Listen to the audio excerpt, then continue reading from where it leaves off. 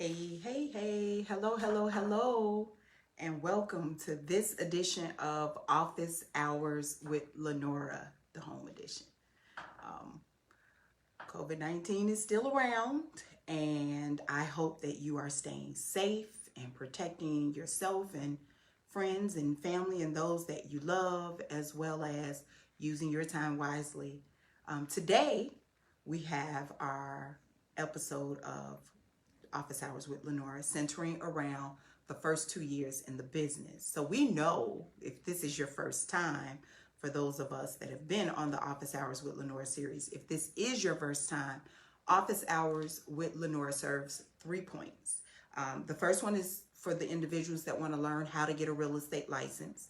Point number 2 is for those that are actively working towards that license to help them pass the exam on the first attempt. And the point number 3 is for those that are already in the industry, the real estate industry, help them stay in the industry. So let's forge ahead. Again, the subject, those first 2 years, the most pivotal years that you'll ever spend probably in this business, those first 2 years as a new licensee. What does that mean? So let me start first with some statistics, because you guys know I take my notes and I want to make sure that you know stats in reference to if this is a new journey or if you've been in it for a little time, what should be different. So the first statistic is, and I found a lot of my numbers and stats from the National Association of Realtors annual survey, as well as the Association of Real Estate Licensed Law Officials. The first statistic is that in 2019, 5.34 million existing homes were sold. Whew, I never knew that. There are approximately 2 million active real estate licensees in the United States. 64% of all realtors are female. A typical realtor is a 55-year-old white woman who has attended college and own a home.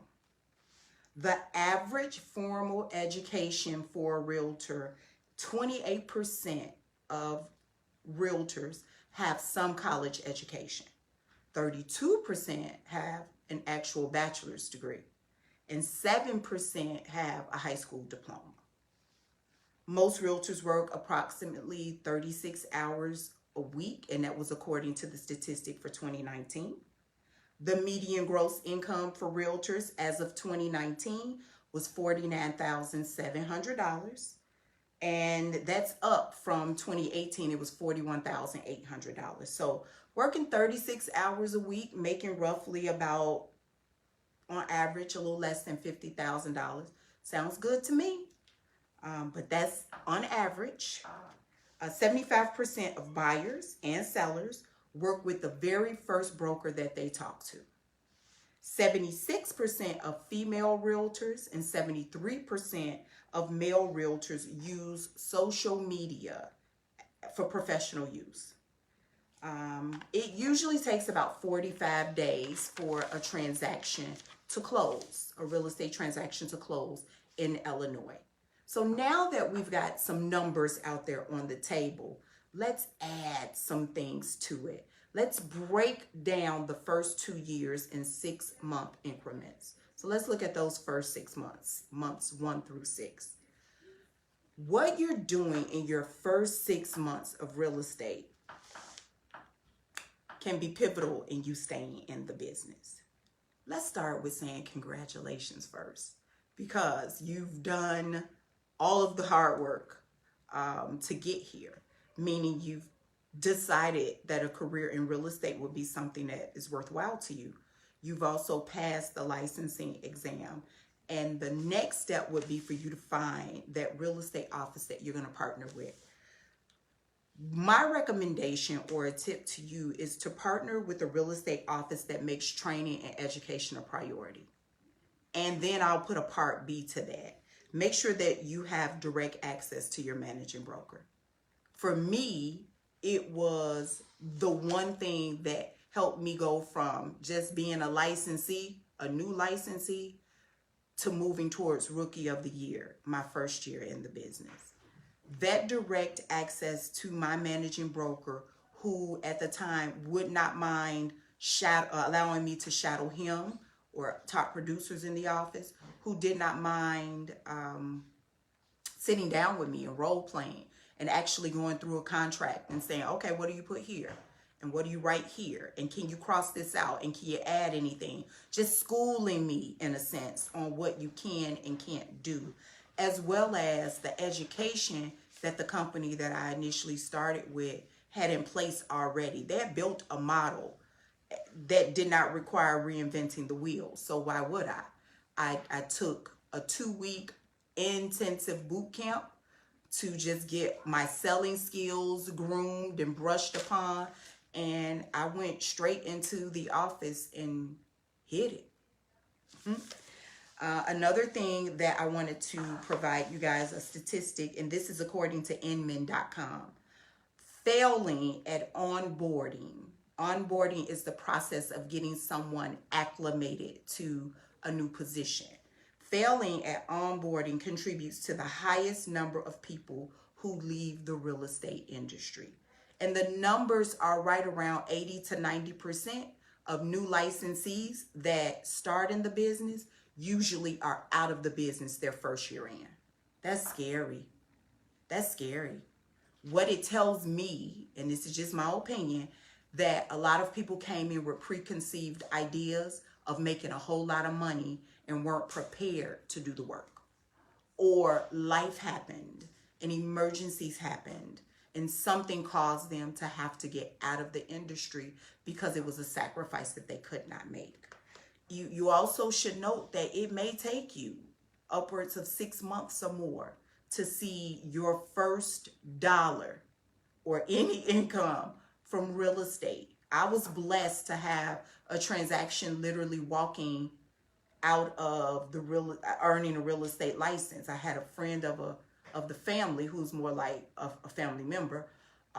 She entrusted me in helping her purchase her first property. So she, in essence, was my first contract. And I thank you for that. So another thing, the average realtor is closing about 12 transactions per year. So that's 1 transaction per month. You need to be busy. Because what if that transaction, and I'll just pull a number out of the sky, what if that transaction is $500 for the month? Can you pay all of your bills? Can you live? Can you provide for whomever you're responsible for off of that $500 for the month?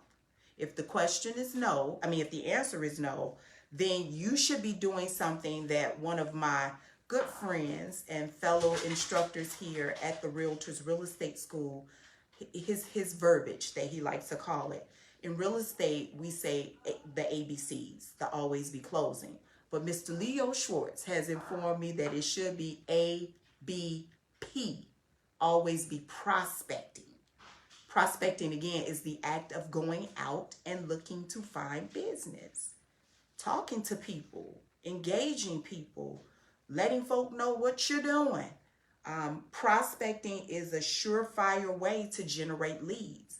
You're a brand new business owner, believe it or not. So the point of the business owner, because you're the face of the operation, you need to generate leads. Whether they're good, bad, or ugly, warm, hot, or cold, you need to have a pool of leads. The first 100 set of leads or a group of people you already know. They're in your cell phone. They're family members. They're friends. We call it the sphere of influence. Those are the first 100 people that you can think of and you have contact information on that you reach out to let them know that you've started a new journey in real estate and you need their help. If they know anyone that might be interested in learning about opportunities related to buy, selling, or leasing, they should be calling you. So that's one way to make sure that you can stay in the business. Take advantage of trainings outside of your office, which may include MLS or MRED training. There are, I don't have the sheet in front of me, but there are one-on-one trainings. I know before the pandemic, they used to come to the Chicago Association of Realtors office and do training with members there one-on-one. They may be doing that now in a virtual setting, not sure, but you can find out. There also are group trainings where if you don't know how to use your MLS, get trained to learn how to use it effectively. That way you're not making timely mistakes and you're being as efficient as possible. That is going to be a true telltale sign, because you'll spend a great majority of your time using the MLS or MRED. You might as well get experience in the very beginning and know what are some of the quick fire methods and ways to help you maneuver through it to get access and information as quickly as possible. We say in real estate, time is of the essence. That means move and move swiftly.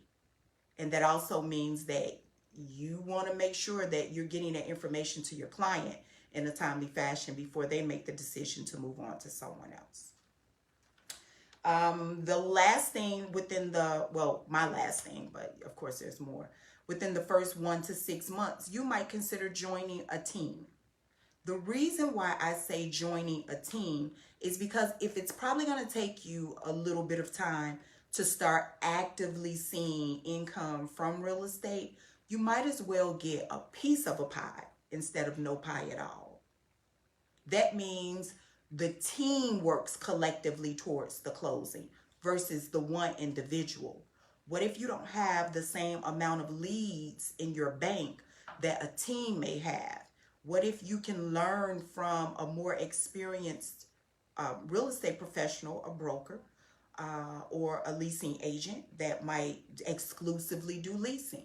That might not be your genre or something that you prefer to do most of your time, but you have someone on the team that you can partner with and you guys can split a commission. Keep all of that in mind. Let's look at months 6 through 12. The first thing that I would recommend that you do, because now we have about 6 months up under our belt, let's begin creating a budget. I know a lot of folks will say, well, why won't you create the budget at the very beginning? I happen to be one of the ones that think that you don't know what you don't know in the first 1 to 6 months. But at around month 3, 4, 5, 6, you should start feeling some sort of a stride or getting a routine in place. So that way, month 6 through 12, you can budget properly to make sure that that routine is not interrupted. Remember, you can prepay for things, which might have a tax benefit for you. Pay for your membership dues in advance. So for example, if I were to pay my membership dues for 2021, but I paid them now, September 9th, I get the benefit of writing a portion of that, if not all of that, off for 2020 versus 2021. That may help for someone just starting out in the business that need to have those tax benefits in place to help move them along the way. So deductions and things of that nature, maybe events that will be coming up in 2021. Hopefully we'll have a cure or some form of immunization in place for this coronavirus in place, so that we can start getting back together and getting out in a social setting again. Let's also, within this first 6 to 12 months, let's look at creating a good real estate website. It's important that you have a home for you, your new business, your brand, as well as all of those leads, because you're prospecting now, all of those leads that you'll be getting. So you want to kind of funnel those leads directly to a website with your picture, your name, your information. That way, that's your lead.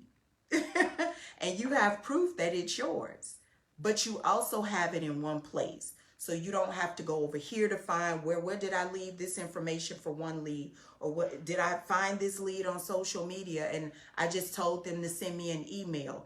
What if you drive them directly to your website, and now they can read and learn a lot more about you, because people typically spend money with people that they like. So you want to drive as many people to your website so that they can like you. Another thing would be to make social media your BFF. I am a person who happens to believe as well that social media is your friend from a professional setting. I also think that you should have two pages, one for your personal use and one for your business professional use.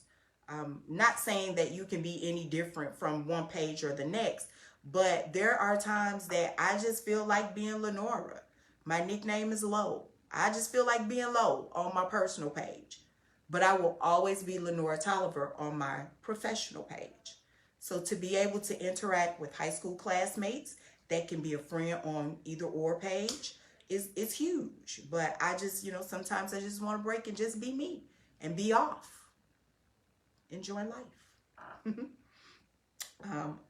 The next point that I want to make with what you should be doing within those 6 to 12 months is know your worth. Know how much your hour is worth. Because a lot of us start to my mama used to say, feel ourselves. We're coming into a norm, some normalcy about real estate within that 6 to 12 month window. And you get comfortable, but you can't get comfortable being at the water cooler or at the coffee machine for 2, 3, 4 hours. You're losing money that way. So you have to start out, whether you started out in month 1 or you take month 12 to figure it out. Know how much your hour is worth. Am I $50 an hour or am I $500 an hour? Because that's going to determine how much time you dedicate to a profit driving vehicle or an activity that's going to always have you working. I didn't spend a lot of time in the very beginning chit-chatting. Never did it. Only because I wanted to get to know people, but at the same time, it was important for me to take my time, because my time means more to me than anything, take my time and use it wisely. You want to make sure that when you're dealing with people, because real estate is a contact sport, you're dealing with people and you definitely have to be a people person. You care more about the person, that client, than you do about the sale. Don't make real estate about just money. You treat enough people right, you'll earn the money. But you want to get out there, you want to drive these leads and these customers and clients to your website to be advertising and promoting yourself all over the place so that the energy and the momentum is built and you keep eating off of the referrals that you're going to be building and the residuals of all of your hard work. Make sure that you are ranking your new prospects or these leads. You want to rank them in an order of hot, warm, cold. Or you can use a traffic light, green, yellow, red. Whatever works best for you. The hot leads mean they're ready to move. Somebody has called you and said, listen, I want to get into 123 Main Street. I've been watching this house for X amount of days and it seems to be a good fit for my family. Can you help me? It's showtime. Let's go. Of course, you're going to qualify and do all of those various things to make sure that they are in a position to buy 123 Main Street. But that would be a good example of a hot lead. A warm lead is somebody who's kind of getting there. They're making the move to actively look and to get pre-approved for a mortgage or to fix up and clean up the house and make some adjustments and sprucing up to prepare the home for sale, but they're not really ready right now. It might be a seller that's saying, in the spring, I'm going to be calling you because I want to sell my home. But we're in the fall right now. Well, technically we're still in summer, but we're in the fall right now. You might have to do some hand holding for a few months, but that should be a hand that you never let go of, because once they become a lead and then they become a contact, they should always be in your database or pool of contacts. Cold, absolutely what it states. There is no ability to buy, sell, or lease anything. But you don't blow these people off either. Because what if it's a tenant that you have helped to lease an apartment, a unit, and for whatever reason their credit is like so messed up and life has happened to them. Maybe it's a divorce, maybe it was a high-risk pregnancy or something of that nature. Maybe it was just poor spending habits that caused them not to be ready to buy, sell, or sell right now. But maybe this is a motivated person that's looking to get their stuff together and they just can't do it all right now. It's a whole pandemic outside. It's a bunch of people that are really good people, but they've been put in a financial situation that has put them in a bind. They're considered a cold lead, but you don't stop communicating with them. Make sure that you're sending them marketing materials like calendars, newsletters, blogs, updates, and your whereabouts on your social media networks. But stay in contact with them, because who may not be ready today can be ready in 3 months or 3 years from now. But if they know that you're staying in contact with them, they're going to remember that you never gave up on them. And that's huge, especially in this referral-based business. One of the last things that I'm going to recommend, become a local community online expert. This is that time, 6 to 12 months in, where you now know how to use that MLS RRES system. You know how to go in and find your farming area or the area that you're prospecting in. And you see some of the same faces at the grocery store and at the beauty shop and at the local Walmart or whatever. And these same people know you. They should also know your presence online as well. And it should follow you, because by them seeing you and you're a local area online community expert, you're going to be able to drive these same people to your website. See how it all kind of ties in? And you need to know some things. You're going to have to be the expert in that farming area or the area that you've chosen to be versed in. You need to know the average sales price for that area. You need to also know the average number of days from listing the property to sold, selling the property. You also need to know the average market time that it takes a property to sell in your farming area, because that's what experts do. They hone in, they become alert and present of what's going on around them, and they strike and move. 6 to 12 months in, you might even consider building your team. Now, I know that I just spoke about a team in months 1 through 6, but this is a different kind of team. This is your team of affiliates. So your mortgage or loan officers, your attorneys, your home inspectors, the title companies, so on and so forth, home stagers. Start building a team of these people, because you're building relationships with them. You will be surprised how many of these affiliates, especially the mortgage loan officers and attorneys, will provide leads to you, because someone has called them and they may need to sell a property, or someone has just gotten qualified for a mortgage and they need to buy something, and they are going to think of you. But if you're referring these names as well, always remember the magic number in real estate is 3. You always want to refer at least 3 of the same type. So if you say, hey, Lenora, do you know anybody that I can go to get approved for a mortgage? I'm going to give you 3 loan officers' names and phone numbers. Never give one, because then it becomes Lenora said. And what if they don't have the best rates or a good working relationship or follow back up with your lead? Now you just have a lead in limbo, and they're probably going to move on to somebody else that's ready to work with them. All right, let's look at months 12 through 18. Ooh, we're getting there. 12 through 18. This is where you want to start thinking outside of the box with your marketing. When I say your marketing needs to be off the chain in months 12 through 18, because guess what you've accomplished? you've accomplished 1 year in this industry at this point. So if you felt a little timid and didn't really know how to stand out amongst the crowd, at this point in time is when you need to do that. Get a logo. Cultivate your brand. If you don't know what a brand is, you should start working on it at this point in time by now.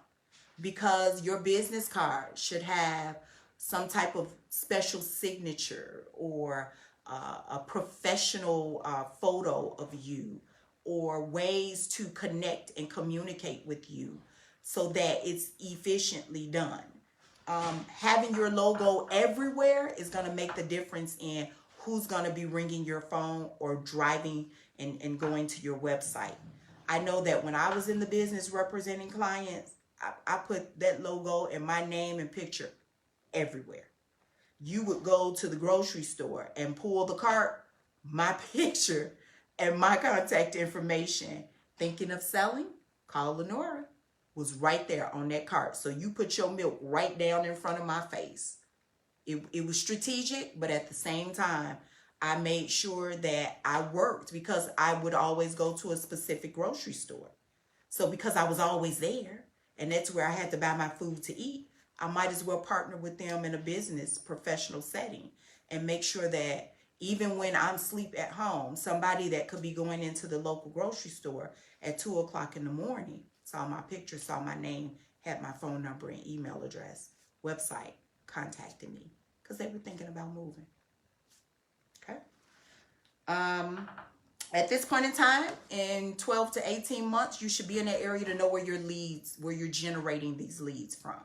Because now we have to start looking at the dollars and what it's costing us to secure these leads.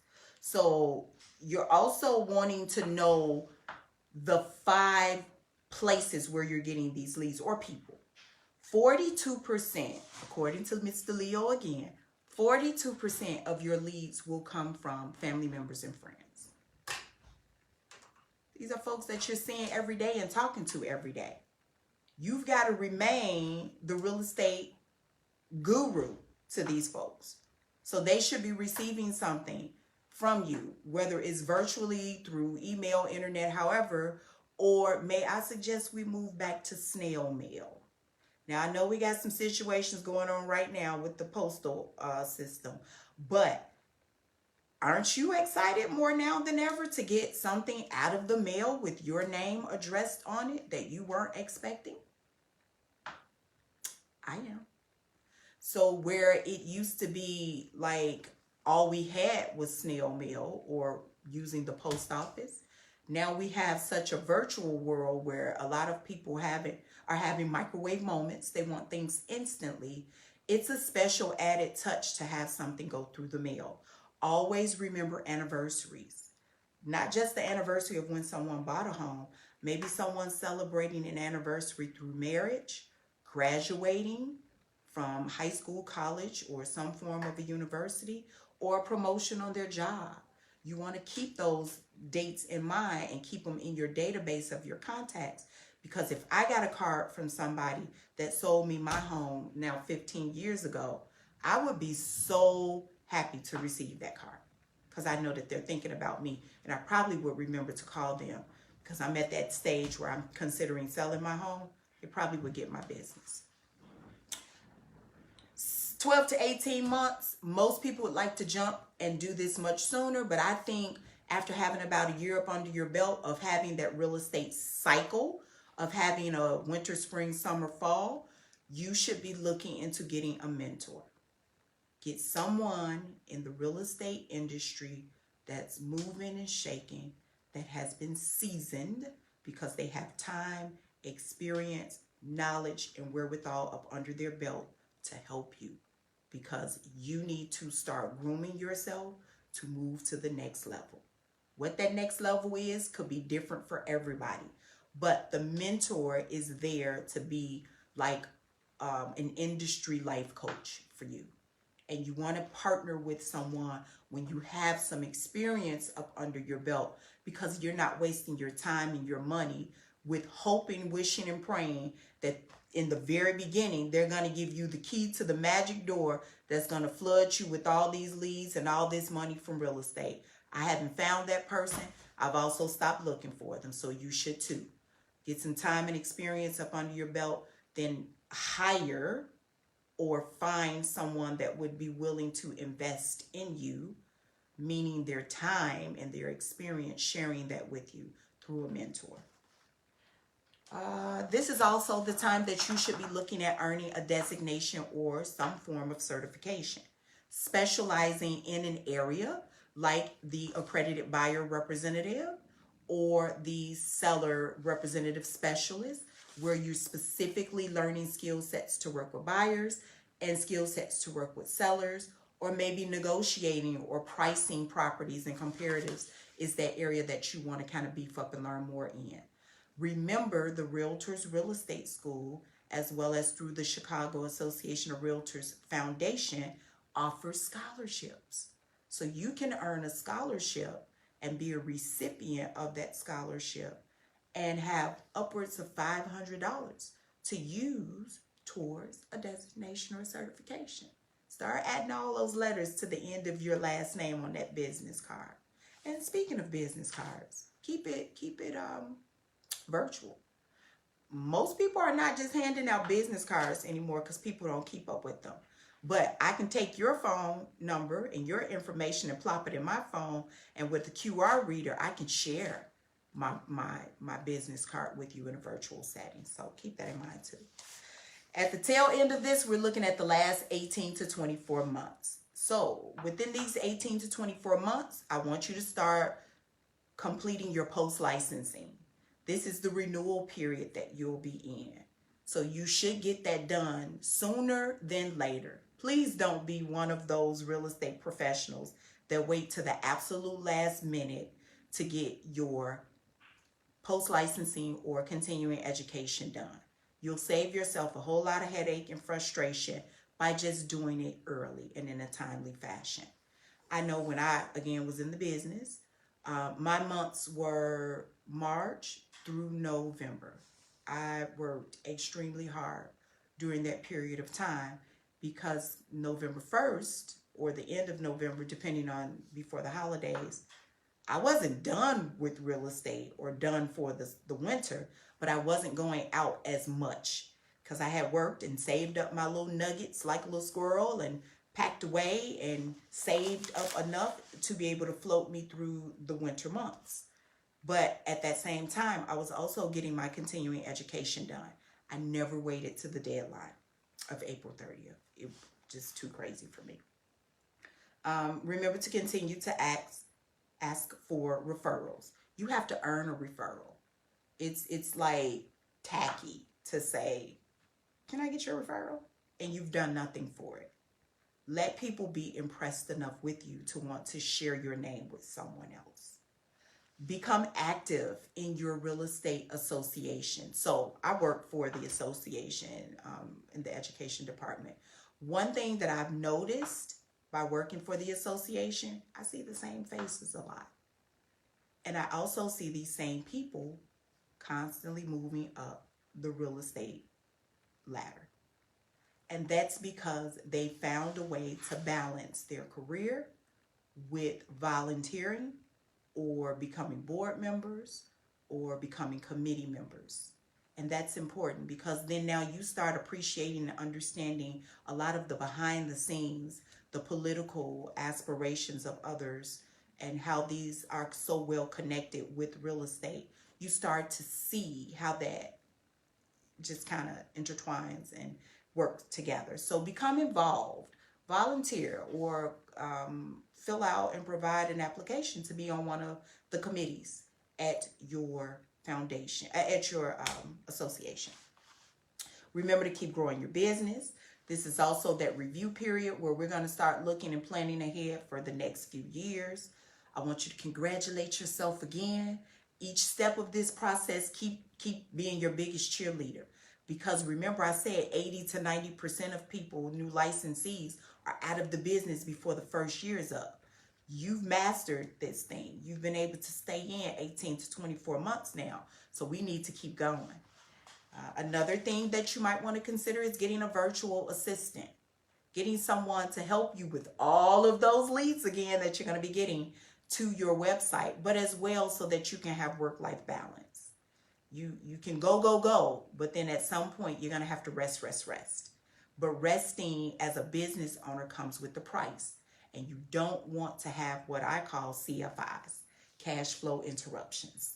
You want to make sure that this business is still operating in a virtual sense, even if you're on those pretty white sandy beaches in Aruba. Okay?